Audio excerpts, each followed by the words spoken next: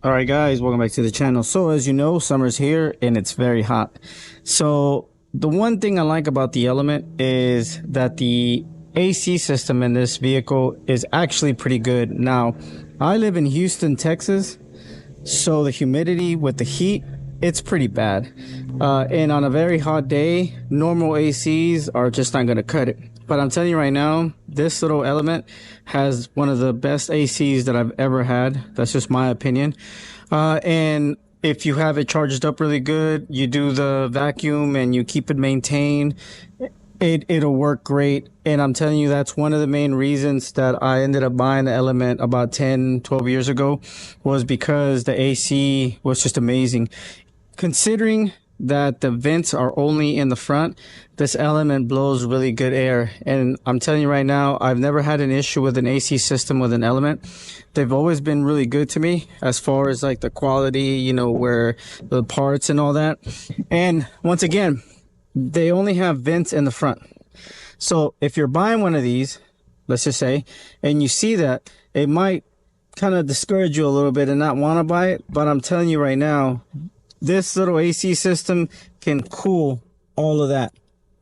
And I don't know what people's experience has been with the AC, but I live in Houston, Texas, and I'm telling you right now, this little AC system, once it gets blowing, it gets good. But there's two things that I always like doing, or a couple of things that you should always do. One, obviously, you should always make sure to have your lines clean, vacuumed, especially if you've never done it in the entire time. Maybe it's not necessary, but, you know, I think it's always a good thing. But one of the things that I've noticed that helps is always change your cabin filter. Because once your cabin filter starts getting clogged up, dirty, or has never been changed, the airflow is not the same. So one of the things you should always do is change this sucker right here. Now, the other thing that people don't ever do, and they never talk about, is washing the radiator and the condenser. Now, as you can see, the radiator and the condenser are right next to each other. They're kind of smashed up. This right here is your condenser. Your radiator's on the inside. I noticed that no one ever washes the radiator or condenser. And that's a bad thing because stuff gets stuck in there. Now, you don't have to do it with a high power pressure washer. All you need is a little bit of simple green and then some, you know, purple power, whatever it is that you use. You need like a degreaser. I like using those because I don't want to use a harsh chemical like you know, some kind of gunk, especially if you're not working on anything else. And you can use gunk, which is the engine degrease what is it, oil and grease remover, whatever they call it, and it's really good stuff. But, you know, sometimes the smell will mess with you, and if you don't want that smell, then you could just use like some of the simple green or some of the orange or purple power, and it works just great. And then this right here is the top of the condenser right there. Now, what I would do is I would definitely open the hood. I would spray some simple green, purple power, whatever it is that you want to spray in there, and then let it sit there for a while. Make sure your car's cool off so it doesn't evaporate fast, and then get to work. So what I'm going to do now is I'm actually going to wash the condenser and the radiator, and I'm going to change that filter in the front because I don't think we ever did do it, and I really doubt the dealer ever did it. So I'm going to go ahead and do that real quick.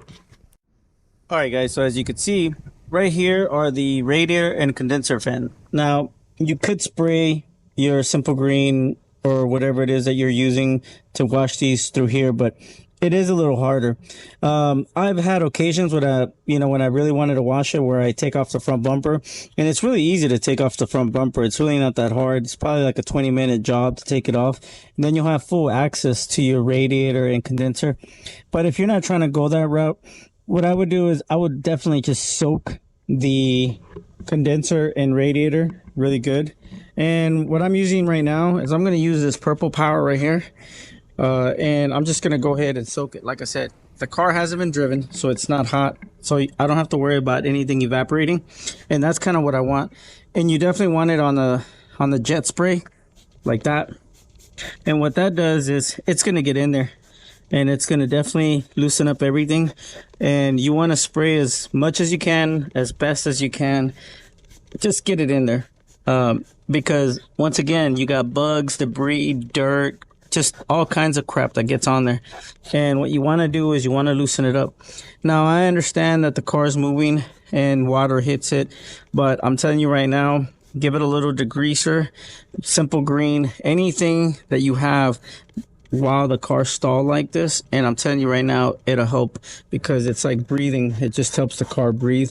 So that's what I'm going to do right now. I'm going to go ahead and spray the crap out of it really good, and then I'm going to go ahead and wash it. All right, guys, now that I soaked this radiator and condenser with that purple power, I'm going to let it soak in, loosen everything up before I do the spray wash. And I'm just going to use a regular water hose with just with a adjustable spray, so it'll be like a jet spray, but it's not so strong where it'll mess up the condenser or radiator. And then I'm going to wash it off. But while I'm waiting for this stuff to soak in, let's go ahead and do the cabin filter. It should be pretty easy. All right, so here we go. First of all, we got to get everything out of it. Once you got everything out of it, there's these two little clips that are on the side. And guys, remember, if you ever need the code for your radio, it's usually right here. That's it right there. Okay, just side note. All right, so now, once again, there's these two little clips right here. You kind of push in and they come out. You see that? And then you do the other side, push it in, and it comes out. And then once you have this out, okay, this thing drops down. And then once it drops down, you'll see your motor, fan motor, and it has the little lid right here, okay? And then this lid, if you could see it, hold on, let me put in some light so we can see a little better. Okay, so as you can see, there, right there is your fan motor, and those are your cabin filters right here, which I think you just push this little thing here and then you pull. And then once you pull this out right here, just remember these two little tabs, they go together. You see that right there? Plus there's an indicator right there that'll say airflow, so it's not a big deal. But the way I always remember it, just in case I get confused, is these two little things are always sticking out because the cover has these two little things that basically cover them up. So as you can see, I do not think that these have ever been cleaned up before. So let's check them out real quick. But I don't think they've ever been cleaned up. Let's see real quick how they look. Hold on. Let's get the first one out. Oh.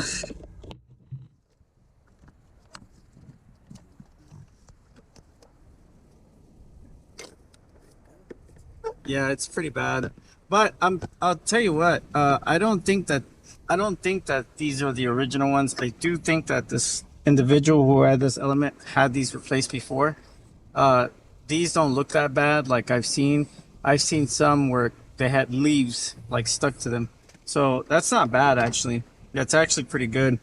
Let me go ahead and get the other one, and then let's see if we can see what it looks like. But as far as like you slide that one there, you see that? It's not that big of a deal, and then you pull it. And then like I said, I do believe that these have been, oh no, look at that one, that was pretty dirty. Oof, yeah, I don't know. Maybe they have been replaced a long time ago. But anyways, just so you know, it's really not that hard to replace them, because once you take them off, they're ready to go. And then we're going to go ahead and install the new ones and then call it a day. So as you can see, there's little arrows right here that'll say flow. And that's basically the way they want you to flow. But the other thing that helps you out in case you're not sure is just remember this little thing, the little tab, they basically go next to each other. And it's obviously that's the way I remembered it, is once they go in like that. So you slide this one in first, bam, and then you put this one in, and then you'll have the two little tabs on the outside like that. And that's usually how it goes. And as you can see, the flow arrow is right here again. You can see it right there, and then the flow arrow is right there. So don't be scared, you're not gonna get confused. It's pretty easy. And then once you have the filters, these are the new filters that we're doing. Like I said, this is just like some easy, maintenance that you could do to your AC and your airflow. It helps, believe it or not. I know some people, oh, this is not going to do anything, but it does. It really does. And then once you put the filter in there, you have the filter in, you have the filter on the other one. Make sure your flow is the same. You can read right there where it says flow. You see that? The arrow, they match. So make sure you put them in just like that. They match the arrow. Same thing goes with this one. That's the flow going down. And then once you have it in there, it has a way where it kind of clips in to the actual filter, goes in. And then once you have it in there, you can go ahead and put the first one in back the same way. And then you slide it. And then you're going to do the next one. And the next one just goes in really good. You slide it. And then that's it. And then once you got it in there, you got to put in the little cover again, as you can see. And this little cover, it sits back in there the way it was before. It just slides in and then clips in. And then you're done. Now, once you've put everything in there and you change the filters, the glove box goes back in the same way. It's just, you basically go in, push it in a little more than you should put. Basically more like if you're closing it, and then you'll be able to slap those suckers in. This one right here is the same way. You basically go in a little more once it's in there, and then you slap it in, boom, clips, and that's it. You're done. Now that you've changed your filters, we're gonna go ahead and wash the front. Once again, this is just I'll take care of the trash in a little bit. Once again, this is just like an easy, quick little maintenance. If your car is running hot on AC, it probably needs to be serviced. You might want to check, go to a tech, get the recycle, make sure you don't have a leak. Once you check the leaks, recycle, cleaned it, do the refreon, and it still doesn't heat up, you might have a expansion valve problem. That's one of the things that I've always found on these elements. The expansion valve goes out, and once the expansion valve goes out, you can clean, change everything, and it still won't work because the expansion valve is this little diaphragm that's in there, stuck in the middle of all this crap. And in order to change the expansion valve, it's a pain in the ass. And I've done it to 2 elements, and it's not fun. So the good thing is I've bought way more than 12, 13 elements in the last 2-3 years. And I'm, you know, as far as like where I fix them, repair them, even my friends' elements where I repaired. And so far, I've only had 2 that had bad expansion valves. So that's a pretty good track record for a car that's this old. So once you've taken care of your filters, go ahead and wash the front end, and that's what we're going to do right now. All right, guys, now once again, this is something that you could do at home. It's easy. You know, replacing your filters is easy. Putting a little bit of simple green or purple power, whatever it is that you want to use as a degreaser, is easy. All you need is a water hose right here, and then you push a little bit of water through there. The only reason I'm showing you this is because most people never do that. You take it to a mechanic shop, and sometimes they don't even do that. I used to work at a mechanic shop, and this is something that they don't do. Whenever you get your AC serviced at home, that's one of the things they do at your house. They blow off the condenser to make sure it's all clear. And it's kind of what you're doing. You're not going to mess anything up with spraying water. When it rains and you get water goes all over this crap. So don't be scared of that. So you put a little bit of water in there, and then once you got it in there, it'll, you know, release some of that gunk. And it helps. I think it helps. I don't know. So that's all you're doing.